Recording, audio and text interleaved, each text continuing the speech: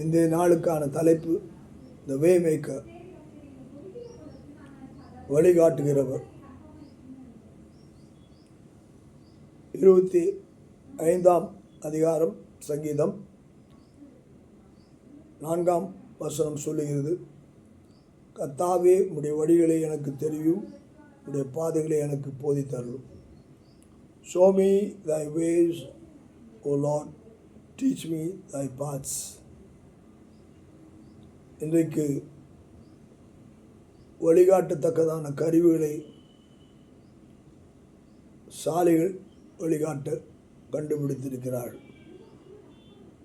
மனுஷனுடைய வழியை காட்ட, அவனுடைய ஆத்மாவுக்கும் அவனுடைய சரீரத்துக்கும் அவனுடைய சமாதானத்துக்கும் அவனுடைய சந்தோஷமான இனிய வாழ்க்கைக்கும் வழிகாட்ட பல உபாய தந்திரங்களை உலகம் செய்திருந்தாலும் ஆத்மாவுக்கு வழிகாட்ட ஒரே ஒருவர் தான் நமக்கு இருக்கிறார். ஆனபடிதான் தான் சங்கீதக்காரன் சொல்கிறான், அவனுக்கு எந்த ஒரு காரியத்திலும் செயல்படுவதற்கு முன்னதாக ஆண்டவரிடத்தில், கர்த்தாவே உம்முடைய வழிகளை எனக்கு தெரிவியும், உம்முடைய பாதைகளை எனக்கு போதித்தருளும். வழிகளை எனக்கு தெரிவிப்பது மட்டுமல்ல, சரியான பாதையிலே நான் செல்ல வேண்டும் என்று சொல்லி அவன் விரும்புகிறான்.